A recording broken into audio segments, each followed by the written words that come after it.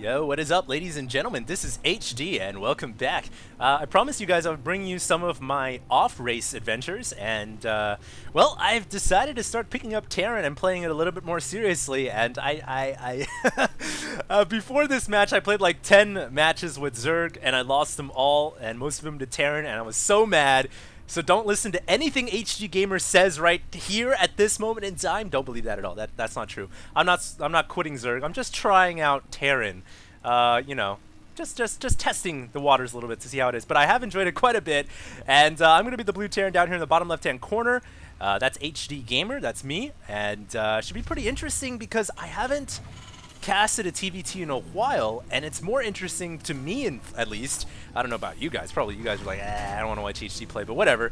I thought it would be fun to cast myself playing, and on top of that, giving away a free headset here, 3 free headsets, in fact, at Gamecom Plantronics. So if you guys want to win one of their headsets, just listen to my cast, answer the questions they post on their website, email the answers to the questions. If you answer it correctly, then you get a headset, a $100 headset, in fact. They're very good. I'm actually using one right now. Great microphone. I've been using it for the last couple of casts. If you guys haven't noticed, it's actually really nice.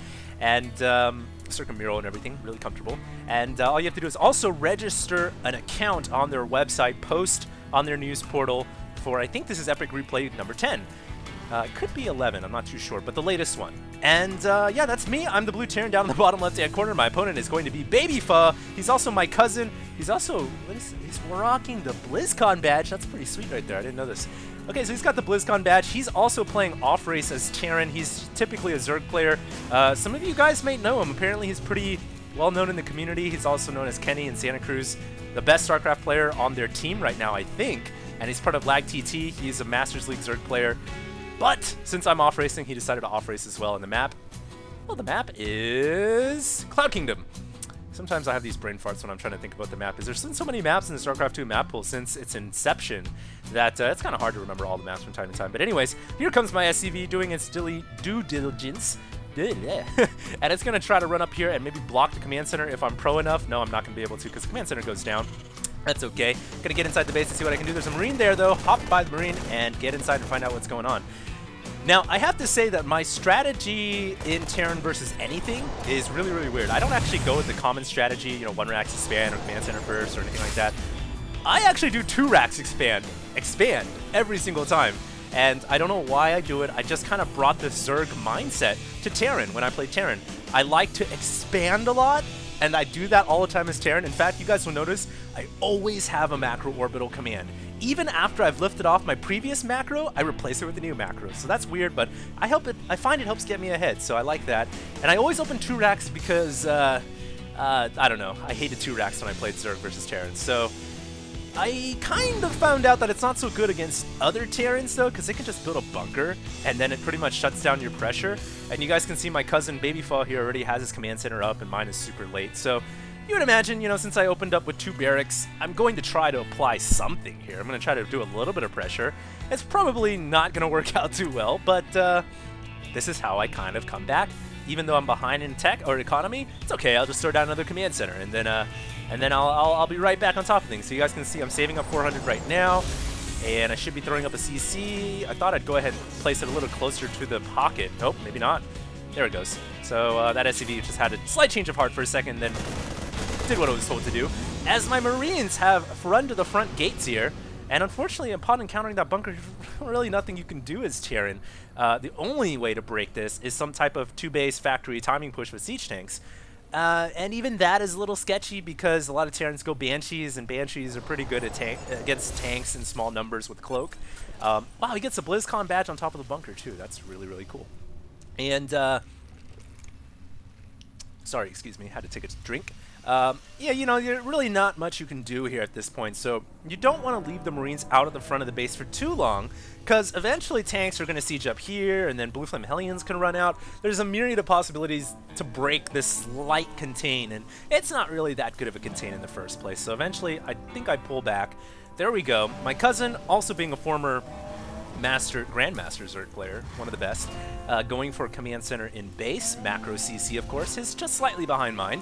I've already started mining my gas as well, because obviously if you're gonna have 3 command centers less than 7 minutes into the game, your tech is going to suffer. So you're not just going to build one refinery, you're going to build 2, maybe even 3. You really want to ramp up gas production. It's kind of like, you know, Stefano's ZVP Roach. You don't get one gas at a time, you get both at 6 minutes and 30 seconds. So the gases are now coming up. Here comes Marines from Babyfoe. And I guess he wanted to try to push a little bit. I remember him saying on Skype right now, hey, I'm way far ahead because you 2-racks me, lol, lol, lol, lol. But not really. We're about the same number of bases, and he tries to run up the ramp. Of course, when you have better position, high ground, aka choke point, or high ground, and also choke point, then you're going to be able to do a ton of damage. And usually have better positioning. As I chase my cousin down, he's calling out for the high heavens, but you know, being that we're family, of course I'm not going to let go. Of course I'm going to keep giving him the noogies. And, uh-oh. Let's see, he's going to try to juke me here. Nope. Once again, better position, better concave. More Marines. Keep going in. Take any straggling Marines that you can. And end up pushing him all the way back home. And it's nice, you know, it is nice in all matchups in StarCraft 2 to know that your opponent is in his base. That, all of a sudden, all the worries in your head are gone. You don't worry about anything attacking you. Well, it's least likely, at least. You're not gonna see a bunch of these Marines coming out, but you might see a Banshee or something like that. So that's the only thing you really got to keep in mind in Terran versus Terran, is that little cloaked Banshee that can run in. But thankfully, Cousin was not going for Starport quite yet, trying to throw down the factory and engineering bay to get tanks and upgrades out. He did sneak this command center down to the pocket location, but of course, I'm already getting mine down to the pocket. And like I said at the beginning of this cast, this Zerg mindset in me kind of takes over. If I'm expanding with that, I rebuild a new macro. And it's just damn nice to have SCVs producing so quickly. It makes up for any deficit when you play against Protoss with their Chrono Boost. It makes up for any deficit against Zerg when they macro hatch. And when you have meals on top of that as well, damn, it's a good thing. It's a good day to be Terran. So I have more command centers than I have barracks or factories. Maybe not combined, but I do have more than each.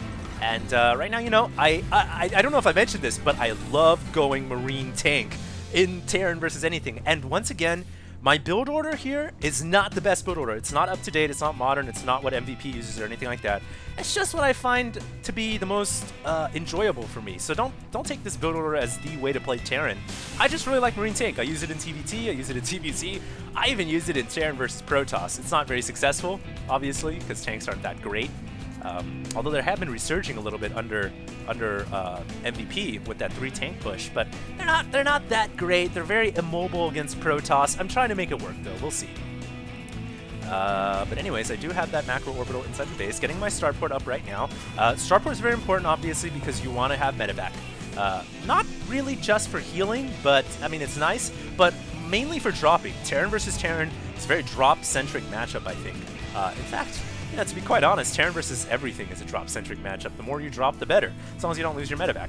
Also sending out my solo Marines here to test for expansions. It looks like I'm going to run into a missile turret here. Good placement on the missile turret, too. This is going to protect the lanes southwards towards his expansion. That's a good missile turret placement. I also have a Marine here that I'm stutter microing like a pro.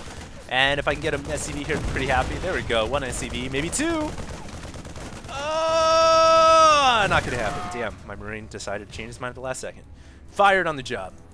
Anyways, but Babyfoe is doing a good job of getting turrets up at key locations here.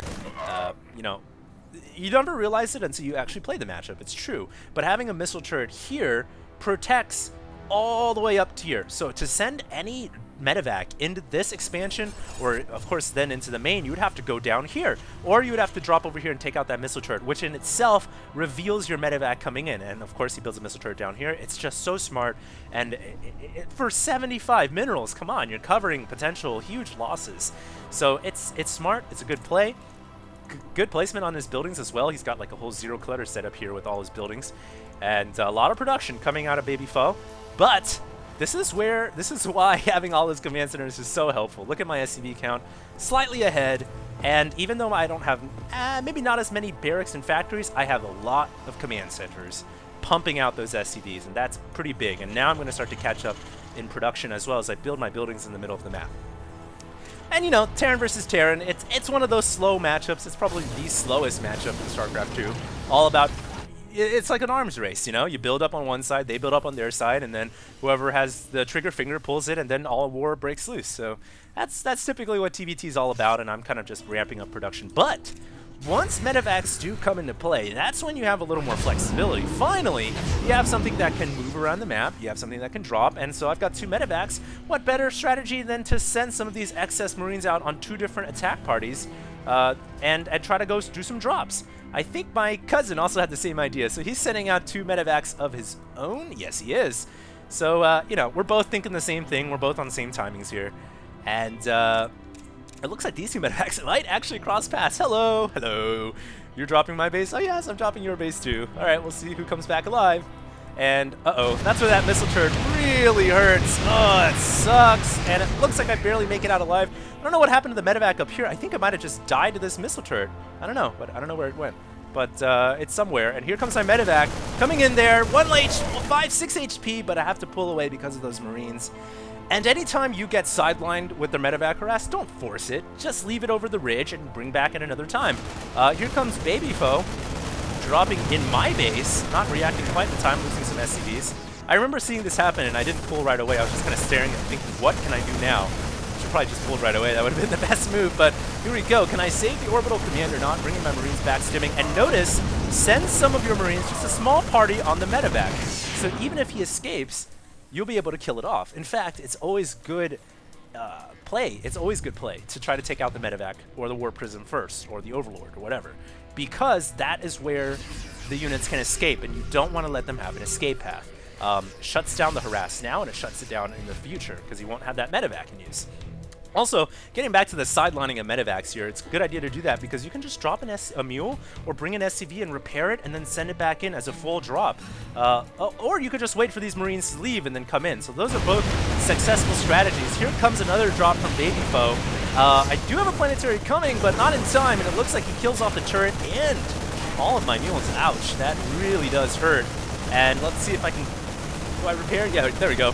And the Planetary Fortress is now up, so slowly but surely I will be able to blast these away. It takes some time because he did wisely spread. I'm also dropping in here once again, getting a bunch of SCV kills. That's what I needed.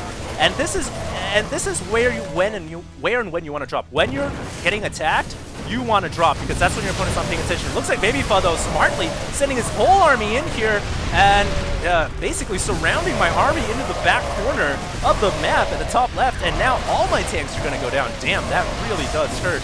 But if you guys look at the production tab, look at how fast, I'm macroing. I'm building 5 tanks at a time, 13 Marines, and I did kill off a huge number of SCVs. So I'm actually winning the supply war right now at 182 to 133. And for whatever reason, not too sure why my cousin isn't building more tanks. He should have added on a couple more factories and build some more tanks. That's what he should have been doing, but unfortunately not. And tanks are the best unit in the late game of Terran versus Terran. Marines and mobile units like medevacs are better now, but in the late game, tank count is what wins wars.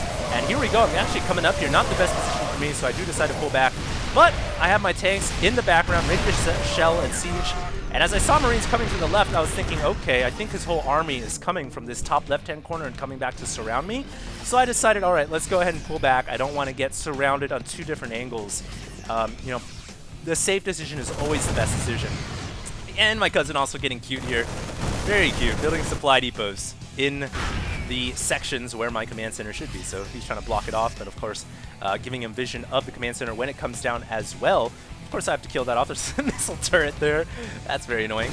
And now we're kind of just back into that arms race mode, but first blood has been drawn and more blood will follow. Now this is a great position to be at on Cloud Kingdom all the time. If you can ever get on the high ground as Terran and siege up your tanks, it's really, really strong. And don't break down these rocks too early either, because then you open up avenues for your opponent to flank from both sides easily. And here we go, sieging up all my tanks. Damn, that looks painful, and that is why you don't skip tank counts. You really want to make sure you have a lot of tanks in the late game of Terran versus Terran. But yeah, getting back to what I said, you don't want to break down these rocks all the time. Sometimes you do, sometimes you don't. But in this situation, leaving it to help choke off that area makes it more difficult for you to get flanked. And it looks like my cousin, trying to find the command center down here, was able to do a little bit of damage, but it looks like it was shut down as he brings in a couple of medevacs around the map, trying to find out where I'm at. Sees that I have an expansion there. Unfortunately for him, he doesn't have any units, but he is going to drop once again to my pocket expansion. And of course, this is where those missile turrets are so nice to have. Damn, those are good because they can kill off medevacs if your opponent's not paying attention. I decided to return the favor with some more supply depot blockage because I'm kind of a mimic player. I'm like the Kakashi of StarCraft for all you Naruto fans out there. I kind of copy what I see my opponent do. I'm like, hey, that's a good idea. I'll try that out too. And so building that, and here comes my cousin with a full-out attack as I'm located on the right-hand side. And this is where I was kind of like, what should I do? Well, I'm going to come back and try to defend here because he's going to kill off my natural potentially in all my areas. But at the same time, I'm also going to send a medevac in with 8 Marines to do damage. So it's not just a full-out defense, but also an attack because I know he's not going to have any units back here. All of his army's over here. And this actually did it prevented mining and he killed some SCVs, which is nice. But he did have some backup. He did have some reinforcements. So good job by him to keep some units back at home. And now Babyfo retreating and trying to cover, I guess, this orbital command as I'm moving in with siege tanks to attack. But it's too many tanks, and GG calls Babyfo. So that was kind of my prolonged Terran versus Terrans, and I thought I'd show it to you guys because I said that I want to play more off-racing, more Terran, more Protoss instead of just Zerg, and I've been getting a little practice. I've been getting a little bit better, so I hope you guys enjoyed this cast. Just so my cousin doesn't freak out at me or anything like that. He did beat me the next game as Zerg when he played his main race, but it was just he ran by a million Zerglings and I died. So that was, I don't know, nothing too crazy to see. But he is a very, very good player, one of the best.